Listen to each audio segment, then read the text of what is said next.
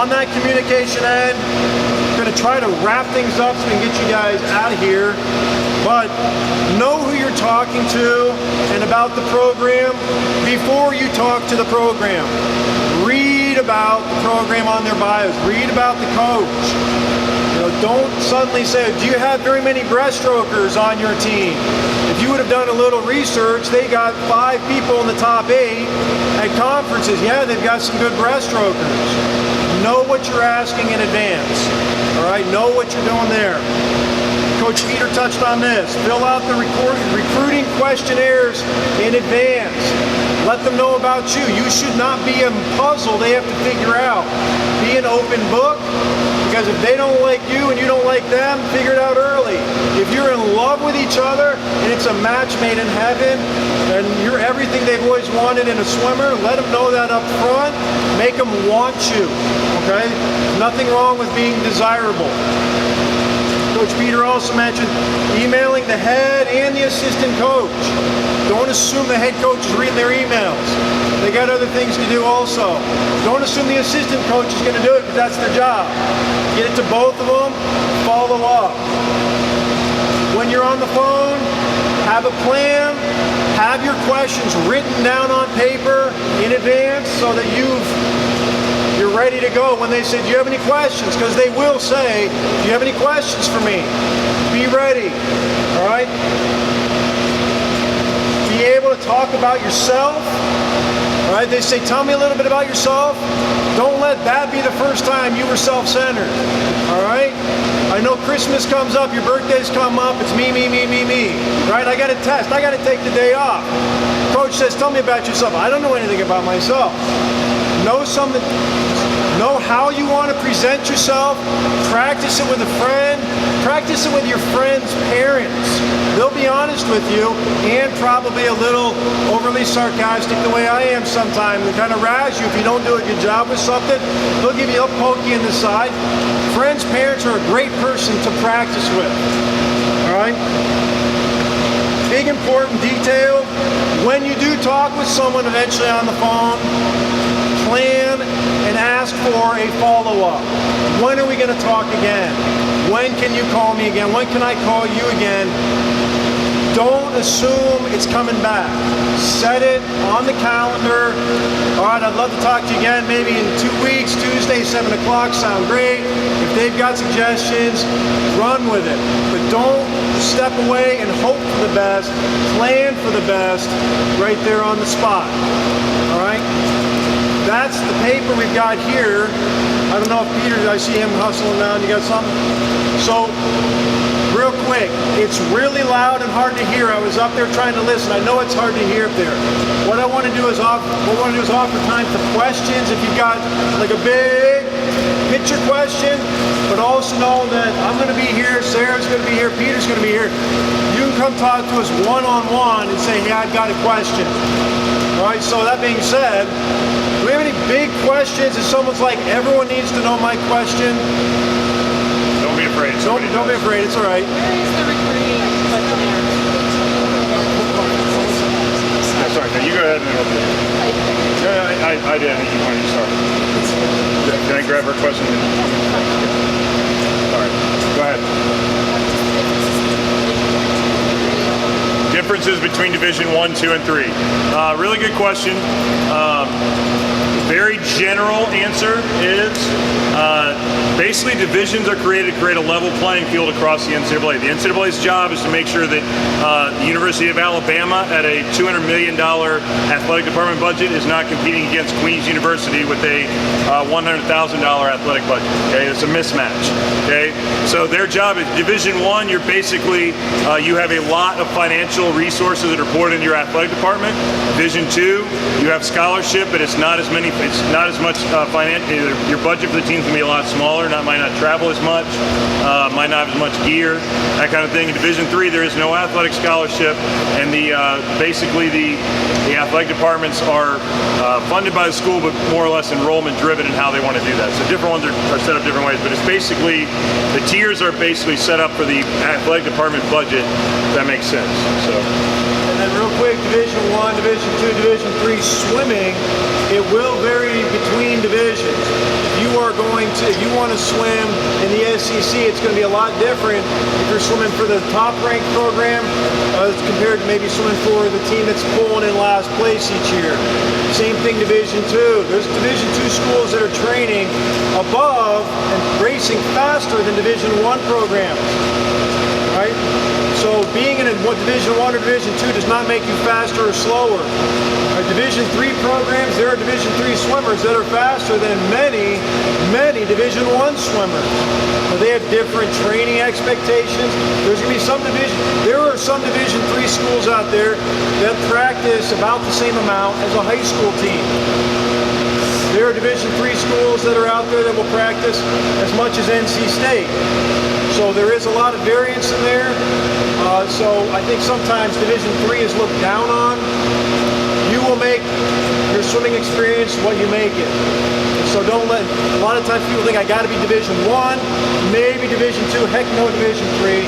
All those, including the service branches, NAIA, they are what you make of the programs, not necessarily what the program looks like on a t-shirt. There are some fantastic Division II and III coaches out there. John Howell, who's here from Emory, he might be one of the best coaches in the country. Gotten to work with him in the past, and he's well respected in that way. Just doesn't want to coach Division I. He likes coaching Division III. So, did that answer the question? Yes. Yeah. And what's your question? They're recruiting questionnaires. Is that on their individual school, or is that the one that goes to the swimming hospital? So, good question. So she's asking about recruiting questionnaires. Where are those? CollegeSwimming.com is a website. You can create a profile on there and update that. That has your information, contact stuff, times, things like that. If you go to an athletic department's website, okay, you go to the sport on that website, there will be a questionnaire for that school only. Okay, you'll have to do that several times over. It'll ask for parents' information. Sometimes it asks for occupation. It'll ask for times. It'll ask for contact information, whatever it is, things you like. So those questionnaires are on the athletic department website. CollegeSwimming.com is a profile you create. They're separate. When should you fill that out? When you're a junior? When you should fill those out? I think you should fill out a questionnaire before you contact the coach. Okay, you can do that your sophomore year or your junior year. That's fine. The CollegeSwimming.com profile, I suggest somewhere in your sophomore, junior year, you set that up as well. A little earlier is the better. It's not going to hurt. They're just not. I mean, college coaches aren't going to spend a lot of time looking at sophomores. They're just not. I mean, it's good to see it out there, but as long as you're doing it, you get up used to updating. It might help you down the road. But really, they're going to start looking at those juniors.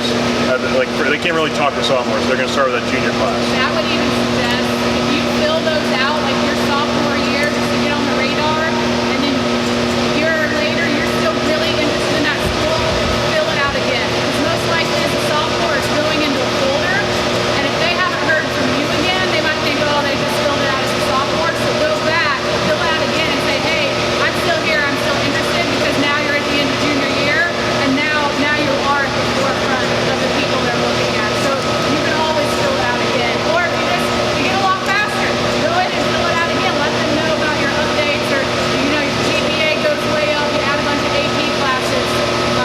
Go back in. I forgot to mention that earlier too. We've had several college coaches come to practice the last few weeks, and I've been talking to them, getting some input, and asking them, hey, what are your schools looking for? What's your range GPA test score wise? And they said right now, our school wants to know, what are you doing in the classroom? Are you taking underwater basket weaving? Are you taking AP calculus? And so I've had several, not to say that's blanket for all schools, but I've had more than one coach tell me in the last few weeks in different divisions, different levels, that their admissions department wants to know, are you challenging yourself? Are you challenging yourself in your high school career? Because a lot of times that's going to be a predictor of, if they're taking basket weaving and PE 1 and weightlifting 3, they're not going to come here and be successful. They're not prepared. So that's another piece. Make sure you're taking classes that are going to prepare you not just to get in, but actually be successful when you get there. Sorry, 1, 2.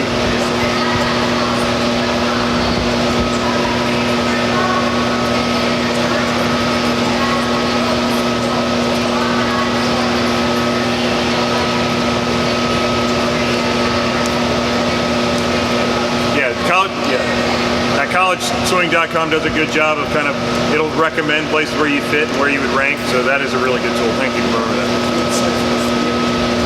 I'm going to put it on I'm going to get it uploaded to YouTube and send the link out. That's the plan. Yeah. I'll try to get it to I'll probably send that to everybody regardless of whether you're here. Say that again. What kind of questions are on the questionnaire? They're going to ask for your name, your information, best way to contact you, your parents' name and information, your top events, top times, sometimes your GPA, what you're interested in, and then it just depends on the school. Each one has a little bit different questions on there. We drop time in our times, how do we update it? You drop time, how do you update it? If you got like a profile on collegeswimming.com, you log back in there and update it that way. If you have a great meet and you've already been contacting coach, shoot him an email. Hey, had a great meet. Here are my times from the last weekend. Look forward to talking to you soon. Absolutely easy to do. Okay. So I know other schools, they have camps. Is that important swimming to the school? Really good question.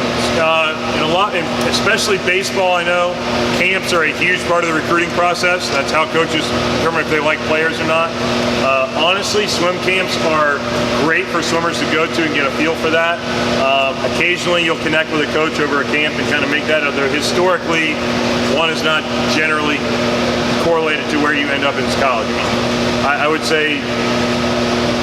say there's a much less correlation than other sports with camps into recruiting. Okay? Certainly part of it, it doesn't hurt, but it is not like baseball, if you don't go to the camp, you're not on their list. It's not like that at all.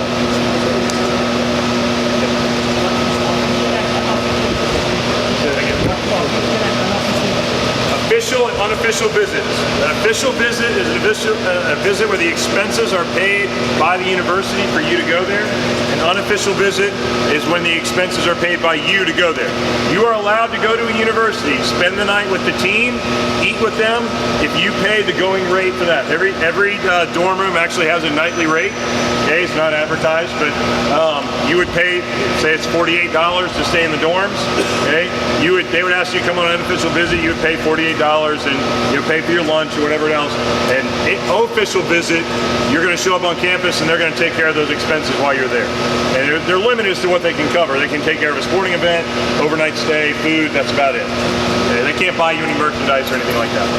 Okay.